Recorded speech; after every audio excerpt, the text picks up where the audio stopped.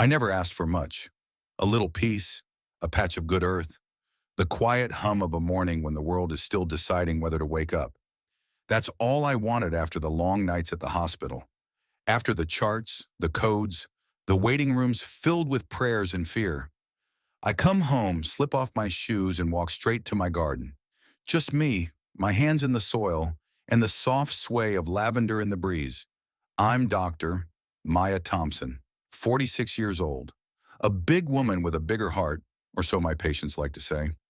I work at one of the busiest children's hospitals in the city. It's a job that takes everything out of you if you let it. Some days it does, but out here, in my small front yard, with my peonies blooming and the rosemary reaching toward the sun, I find my breath again. The woman next door doesn't care much for gardens. She cares for flash, for shine, for the kind of beauty that turns heads and fills a room before she even speaks. Vanessa Montgomery, blonde, gorgeous. The kind of gorgeous that feels like it was made on purpose. She lives 3 steps away from me, in a house twice the size of mine, drives a white SUV that's always polished like a mirror. I've seen her throw parties that spill out onto the street, cars lining both sides of the road, music loud enough to rattle my kitchen windows. We've exchanged words before. Well, I've spoken. She's looked through me. That's the thing about people like Vanessa. They don't have to raise their voices to tell you exactly where they think you belong. I told myself it didn't matter. I told myself I had my work, my garden, my peace. But peace, as I've learned, is a delicate thing. It only takes one heavy wheel on soft soil to crush it, and sometimes the real weight isn't the car. It's the look on someone's face when they tell you, without a word, that what's yours isn't worth respecting. It didn't happen all at once. No shouting, no slam doors, nothing you could point to and say, there. That's the moment it crossed the line. It was smaller than that, quieter. The first time it was a gardener, dumping yard clippings a little too close to my fence, a few stray branches, nothing more. I let it go. It was just one afternoon. The next time it was music, loud enough to shake the glass on my front porch. I knocked on her door, soft, polite, asked if she could turn it down after midnight. She smiled, tilted her head. Oh, was it bothering you? Like I was the one making a fuss. I could have pushed back harder, but I didn't, because I know how people see women like me. Big, black, loud, even when we're soft. So I kept my tone steady. I kept my smile, and it kept happening. The cigarette butts I found near my rose bushes, the guests who parked halfway across my walkway because the driveway at the mansion was full, the bottles, the food wrappers, left behind like the place didn't belong to anyone at all. But it did. It belonged to me. I worked too hard, too long, for this little corner of quiet. I planted every seed in that garden with my own 2 hands. I knew the smell of the soil after rain. I knew the weight of the watering can at the end of a 12-hour shift. So when the SUV showed up again one sunny Sunday afternoon, the tires easing right into the edge of my yard, I stood still and watched. The engine hummed. The driver didn't even glance my way. Vanessa's party was in full swing, laughter spilling out over the hedges, the shimmer of champagne flutes catching the light. And there it was. 2 of my peony bushes flattened under rubber and chrome. The lavender bent sideways, soft purple stems crushed into the dirt. I took a breath, deep, slow, walked up to the car, tapped gently on the window. Excuse me, you're parked on my garden. The young man behind the wheel looked startled, rolled down the glass, fumbling for words. He was ready to move, ready to apologize. But she got there first. Vanessa, dressed head to toe in designer white, sunglasses perched high, gold hoops catching the sun. She didn't even look at the damage, didn't glance at me, just waved her hand, brushing the air between us like I was a mosquito buzzing too close. Oh, Maya, it's just some flowers. You can plant more, right? I stood there, dirt still on my gloves, sweat gathering at the back of my neck. I said nothing. Because what do you say to someone who thinks what's yours doesn't matter? Some things you can swallow. You tell yourself to rise above it, stay steady, keep your peace. I've spent most of my life swallowing. Because women like me, We learn early that anger doesn't look good on us. We learn how to nod, how to smile, how to let things slide. But disrespect has a way of piling up. Quiet at first, then louder. Until one day, it isn't so easy to ignore. It was late. I had just finished a double shift. 3 admissions back to back. One baby fighting to breathe. Another mother holding my hand so tight I could feel the tremble in her bones. I came home, exhausted down to my knees. The house was dark, still. The garden waiting, soft and forgiving, like always. And there it was. The white SUV. Nose first into my yard. Tires deep in the soft dirt where my peonies used to stand. Lavender stalks snapped again, their scent sharp in the night air. I stood there for a long while, hands clenched, shoulders tight. I wanted to scream, but I didn't. I just took a picture, another one for the collection, another line in the notebook I kept tucked near the kitchen counter. Dates, times, damage, evidence. Because yelling would have made me the problem. But the damage, it wasn't just to my garden, it was to the space I built for myself, the only place where no one questioned whether I belonged. That night, as I watered what was left of the flowers, I felt the weight of it settle on my chest, heavier than I could carry, and I knew. This wasn't going to stop. Not because I asked, not because I was polite. The real breaking point, though, the one I never saw coming, didn't happen in my yard. It happened inside that big white house next door. It started with a scream, a sharp, frantic sound that cut through the night like glass shattering. I looked up from my porch and saw her, Vanessa, barefoot on the driveway, fumbling with the car door. In her arms, her daughter Chloe, limp, pale, eyes half closed, small body trembling like a leaf in the wind. I didn't think. I dropped the hose where I stood and ran toward them. "What's happening?" I called out. Vanessa's voice cracked under the weight of her panic. "She won't wake up. She's burning up. I don't know what to do. Please." The paramedics came fast. The flashing lights filled the street, painting the walls of my house red and blue. I watched from the sidewalk as they worked over Chloe. Oxygen mask, 4 lines, voices urgent, clipped. I caught a word here, another there. Seizures, fever, unknown cause. Then one of the EMTs turned toward Vanessa, speaking low but firm. "We're taking her to Children's. They'll page the specialist on call." I already knew the name they'd call. Mine. They paged me just after midnight. I was still in my scrubs, still had the dirt from my garden on my hands where I dropped the hose and ran. The charged nurse's voice on the line was steady, but I could hear the tension underneath. "Dr. Thompson, we have a 9-year-old female, Chloe Montgomery. Status post-seizure, high-grade fever, unresponsive on arrival. Labs are showing markers for autoimmune encephalitis.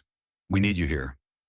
I paused, just long enough to breathe in, breathe out. On my way. I drove through the quiet streets, my mind already racing through the differential diagnosis, the treatment protocol, the risks. It's a rare condition, one I'd studied, treated twice before. The kind of thing that can go bad fast if you don't catch it right. But beneath all the clinical focus, there was something else sitting heavy on my chest. Her name, Chloe Montgomery. I pulled into the hospital garage, took the stairs 2 at a time. The ICU was quiet but humming. Monitors, soft footsteps, the rustle of nurses moving fast but calm. And there she was, Chloe, small, still, swallowed by tubes and wires and beeping machines. Her golden hair spread across the pillow like it belonged to a painting. Eyes closed, skin too pale. I felt my stomach drop. I've seen too many children like this. I've held too many hands, given too many talks that begin with, "We're doing everything we can." At the foot of the bed stood Vanessa. No makeup now, no perfect waves in her hair. Just a scared mother, shaking so hard I thought her knees might give out. Our eyes met. For the first time since I'd known her, she looked at me like I was real, not a nuisance, not a neighbor to be ignored, not the woman with the crushed lavender, but a doctor, her only chance. I expected anger to rise in me, expected the memory of every rolled eye, every careless laugh, every shrug toward my broken garden to sit between us like a wall. But it didn't. Because standing there, watching her clutch her daughter's tiny hand like it was the only thing tethering her to this world, I didn't see the woman who disrespected me. I saw a mother, and I knew exactly what that fear tasted like. She spoke first, barely a whisper. "Dr. Thompson, please, can you help her?" I nodded once, short, steady. "I'm here now." I didn't say more. There wasn't time for that. I turned to the team, reviewed the labs, checked the imaging, started orders for immunotherapy, anticonvulsants, supportive care. I adjusted the vent settings myself, hands calm, voice clear. Because in moments like this, there's no room for pride. There's only the work. Hours passed. The sun crept into the sky outside the high windows, casting a soft light across the room. Chloe's numbers stabilized, but we weren't out of the woods. Not yet. I stepped out for a moment to wash my hands, scrub the night from my skin.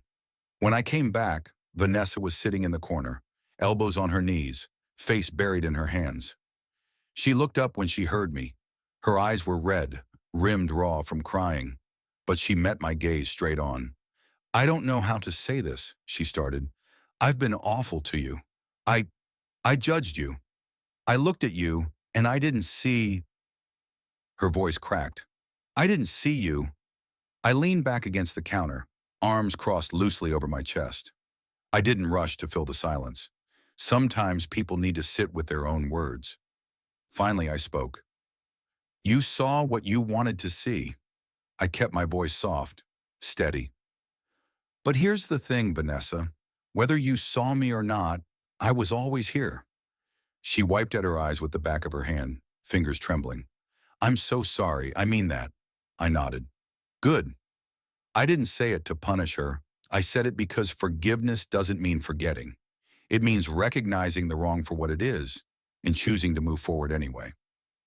I walked back toward Chloe's bed, adjusted the IV flow rate, checked her pulse. Still steady, still holding on.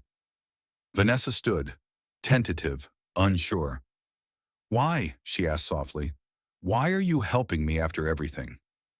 I looked down at Chloe, her small chest rising and falling with each shallow breath. "Because she's just a little girl who deserves a chance." I met Vanessa's eyes again. "Because I'm a doctor, and this is what I do." She let out a shaky breath, almost a sob. "Thank you. I don't deserve your kindness." I didn't argue. I didn't tell her she was wrong or right. I just said the truth. It's not about what you deserve. It's about what's needed. The hours blurred into days. The treatment plan held. Chloe began to wake up in small moments, fluttering eyelids, tiny fingers curling around Vanessa's thumb. Every milestone was a victory. One morning as I came in to check on her, I found Vanessa asleep by Chloe's side, her hand still wrapped around her daughter's. When she woke and saw me there, she didn't reach for her words right away. She just nodded, a quiet, honest nod. Respect given not because of guilt, not because of fear, but because she finally saw me clearly. And maybe for the first time, she saw herself too. The first real sign of hope came on a Wednesday morning. Chloe opened her eyes. Not all the way, not for long, but enough. Enough to see her mother leaning in close, whispering her name like a prayer she wasn't sure would be heard. I watched from the foot of the bed, arms crossed, the chart tucked under one elbow. I didn't speak. I didn't need to. Vanessa was holding her breath so tight I thought she might pass out.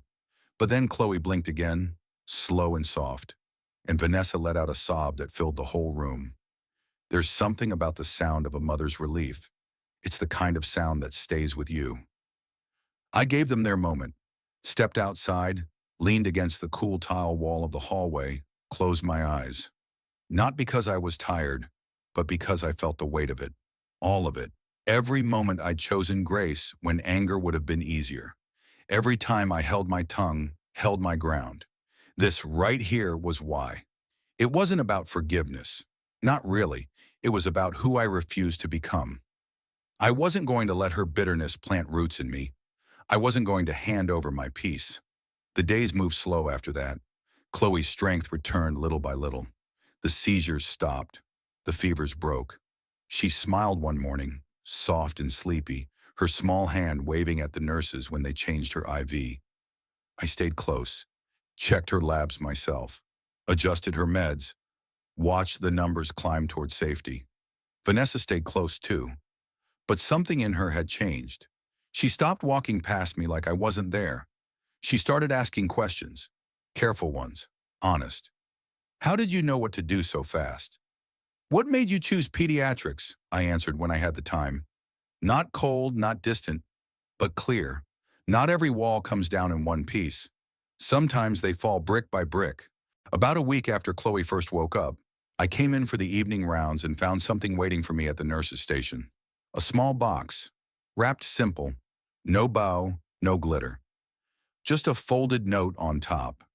Dr. Thompson, thank you for seeing what I didn't. Thank you for standing where I couldn't. Vanessa inside the box. 2 small lavender plants, young, fresh, ready to grow. I held the note in my hands a long while before I put it down. It wasn't an apology wrapped in fancy words. It was better. It was understanding. On Chloe's discharge day, I stood by the door of the room, watching as Vanessa packed up the last of her daughter's things. Chloe was sitting up now, legs swinging over the edge of the bed, her laugh brighter than anything I'd heard from that house next door. Vanessa turned to me, took a step closer. I don't expect you to forget, she said.